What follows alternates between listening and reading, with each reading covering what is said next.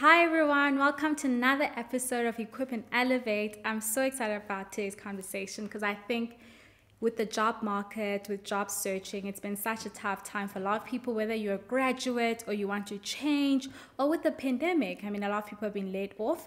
And I think the biggest thing you really want to understand, how can I put myself and position myself in the marketplace in such a way that I stand out, I'm able to land that interview, I'm able to land that job, and obviously it comes with a lot of things. So today I have Buhle, and we're going to be speaking about this. I mean, I think she's a force. The first time I came across Buhle was obviously Instagram, then I heard other podcasts that she's done, and just to give you guys a sense of who she is, so one of the main key things is that she's worked in different corporate sectors, and she's built a wealth of knowledge in recruitment and talent management. She's heading up the Gauteng Regional Audit Graduate Recruitment Program for Global Audit Firm that provides bursaries, training contracts to young top talent that want to build their careers towards a Chartered Accountant Qualification.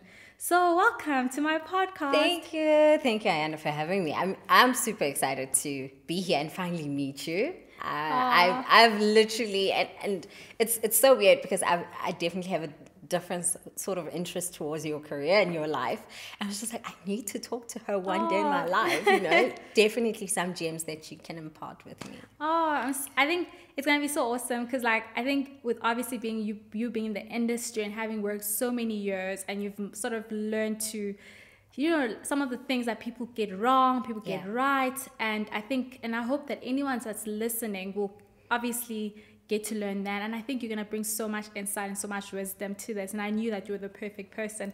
I remember reaching out to you, I was just like, I hope she can't do it, I hope she can't do it, and then you said yes, I'm like, oh my goodness, because I first reached out to you on Instagram, and I was like, no response, I'm like, I want to go on LinkedIn, because usually people, I don't respond, not all the time on LinkedIn, it's random people messaging you, I'm like, I want to send her a message on LinkedIn, and then you responded. I know, I think, so I've literally been intentional about my use on social media. Definitely, if it's for a good purpose, I'm all for it. But I've also been very mindful of my mental space and where I want to be. So I'm barely on Instagram. But if it's for like a good cause, do hit me up and do send me an email, because I think there is that option to send an email. Really? Yeah. My goodness. And I definitely respond. So once it comes into my mailbox, I'm happy to reach out and help. Wow. Okay. I think this is something where, and also guys, go on her Instagram page, the fashion. I was like, I need to make sure I've got the right blazer, I've got the right look. I mean, the looks on Instagram. Well, look, today you definitely got the memo, because Thanks. Both you and I are in denim and black. We were actually matching. When she walked in, I'm like, oh my goodness, this is what we were matching. We're matching, we're absolutely matching. So I think just to get started, and obviously today we're going to be talking about how to take control of your job search. I just want to really start off by just getting to know you and everyone that's listening out there. So I think the first thing is to go back to really telling us some of the key values that have shaped you from growing up or from home, and really going back to the key values that have shaped you as well as the person that you are today or the person that you are becoming. Wow. I think, it's all good and well to have role models and aspire to be people that, you see, whether on TV. I mean, back in my days, there was no social media. So it was like TV is like the first interaction you have with the world. But truly, honestly, it's people around you. And I think that's what you forget as a young person, that it's everything around you that develops you or that helps you to become that better person. So that person for me has been my mom. Sure. And I'm sure people, instantly go to that. It has to be one of their parents, because that's your first superhero. That's why I always tell people, your children don't care that you're a CEO or you're a cleaner. For them, the fact that you are visible, you are present is everything for them. And my mom has been that person for me. And I didn't come from a comfortable or privileged life. I came from hard work, having good ethics, believing that as long as if you work hard, you can achieve anything, like anything that you want. And that was my mom, and pretty much my dad as well, because my dad, bless his soul, he only had a standard 2, back in the day. So that's like grade, no, 4. Okay, maybe not standard 2. It was like just like primary school level of education. He never went to high school. And he ended up working for a huge organization and being a very pivotal employer or employee. And, you know, I've always believed through my parents that as long as if you work hard, you can achieve anything that you want. So those have been some of my values, just good work ethic, being honest, and really just, you know, push. And there's no such thing as no. Yeah. That's true. I don't believe in no. Yeah. Sure. Yeah. I think our parents play such an important role. And I think growing up, you don't, I don't know, I know for me, it's like you look at everyone else. And then once you are like old enough, you like start looking into, oh my goodness, these are the sacrifices that my parents had to make. This is some of the things that they stand for. And I'm like, I stand for this. And they are key in how I see my life, as well as your role models. You know, they move from, I don't know, you move from Oprah being a role model to being, my parents. My mom. My mom. My parents are my role models. And as you grow up, you're like, actually, this life thing is hard. And the fact that mom got through this life thing with all the obstacles, she's my role model. And they consistently chose you. Exactly, sure. And that for me has always been important. You need to always choose the people that love you.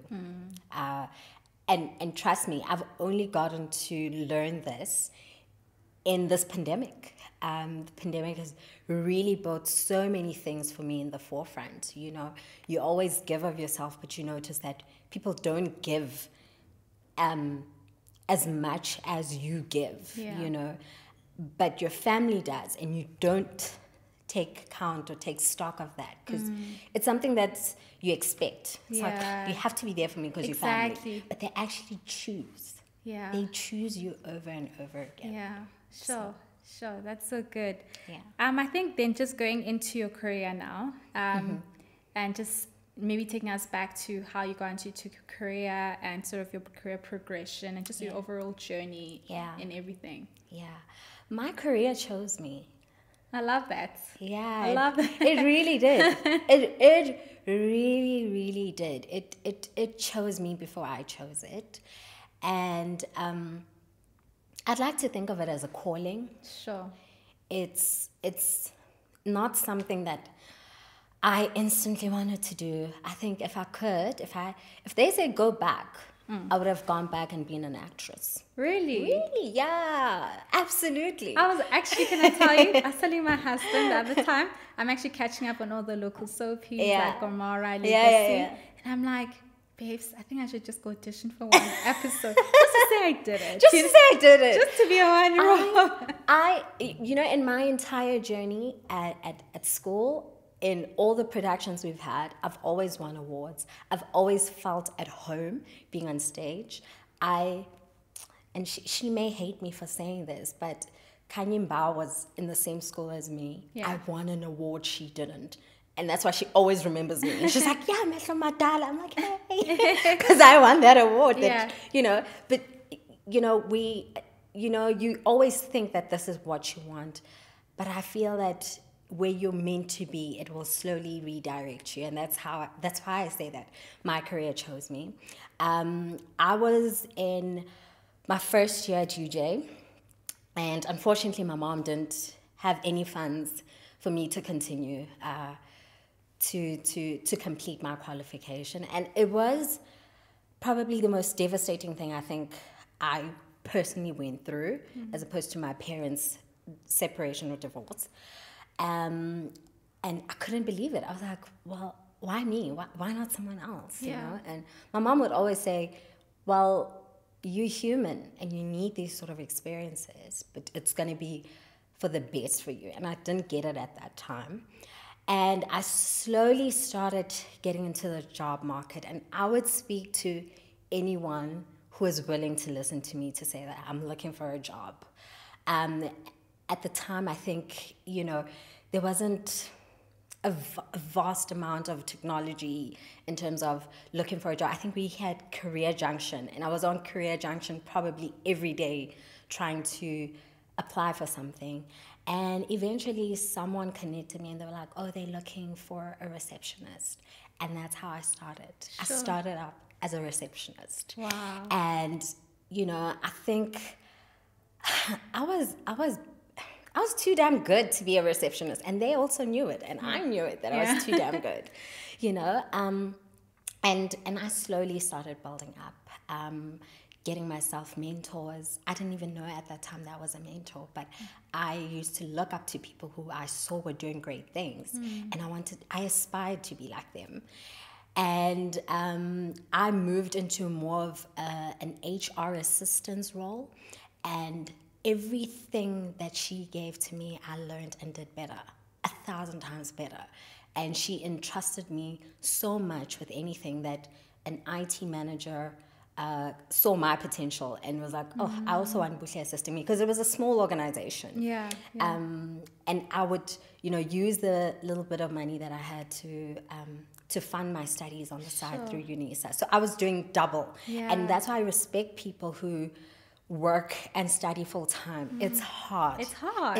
It takes so much discipline. It's really hard. It's an emotion conversation. Like my husband asked me, like, how far are you with your masters? I'm like, don't ask. I am still trying to come to terms. Yeah. It's just not easy. Yeah. But, at Fast Track, I then came across an agency, and this is where my recruitment journey really began. And, they were looking for a junior consultant, someone who, would be willing to learn. So from the ground roots, how to screen a CV, how to choose a candidate to come in for an interview, how to treat this candidate so that they have a really great experience, and then trust that the agency is going to help them in securing that job. So all the small key things that one day were going to be playing a huge role in my life, I started getting right. Sure. And that's important. The small work, the small tasks that are given to you, get them right, because they will take care of the big things, And I think it was my first experience on helping someone get a job that I was like, I want to do this over and over and over again, because it left me feeling so good to know that I've been able to help someone get financial freedom, because I knew how important that is. Because I once was in that place where I had no financial freedom, where I had no one fighting for me or pushing for me to get to my next best level. And that's key. You change someone's life when you do that. And it's without expecting anything. I think for me, it was the joy. Yeah. And I think, that first placement, we call them placement, that first placement really changed the trajectory of my career. And I knew that I wanted to do this over and over and over again. Yeah. And that's why I say it's a calling, because I just want to help if I could, I'd have my own agency and just... get all the clients, get all the suitable candidates, and just get everyone employment. So, this time in our lives where, you see the unemployment rate just going up, it saddens me, it hurts me, because I know there are jobs out there. Yeah. And I know they are qualified people to do the jobs, but I don't know where we're all misaligning, where the communication is not happening, because the jobs are there.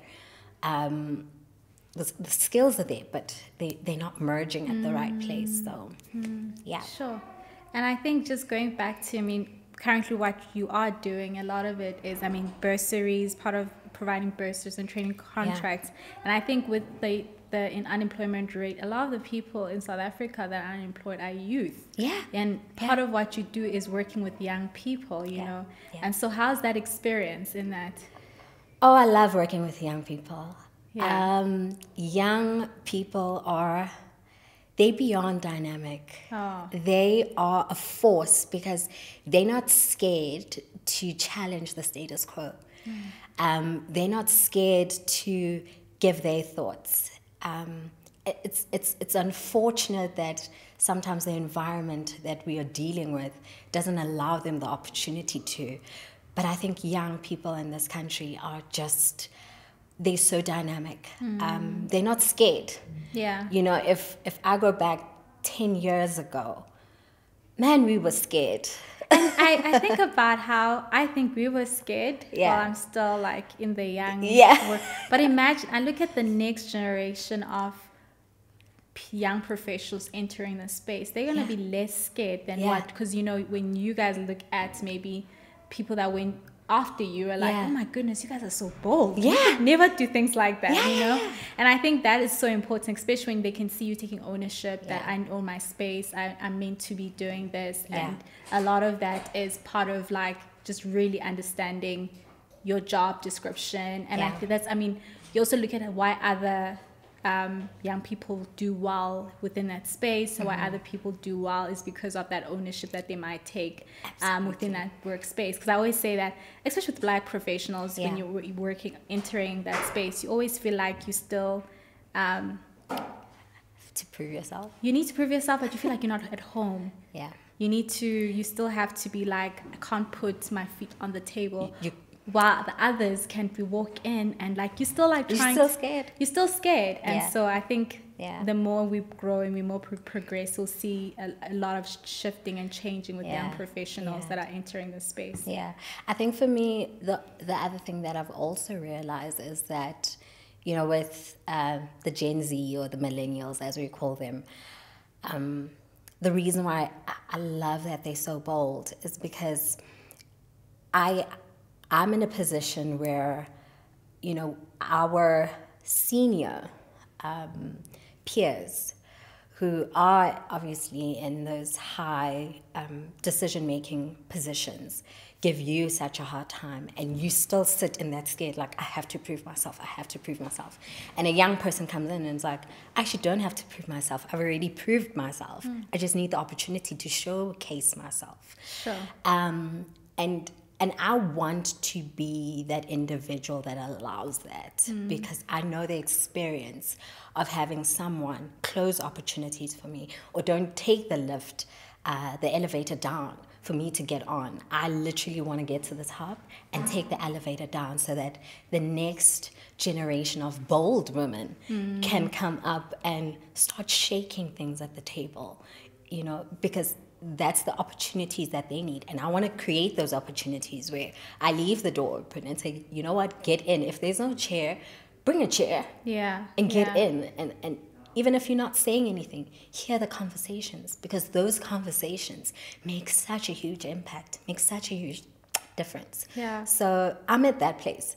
And that's the kind of change I want to create. I didn't have that. And all the things that I didn't have, I want to do those things for the young women that are coming up. Yeah, so good.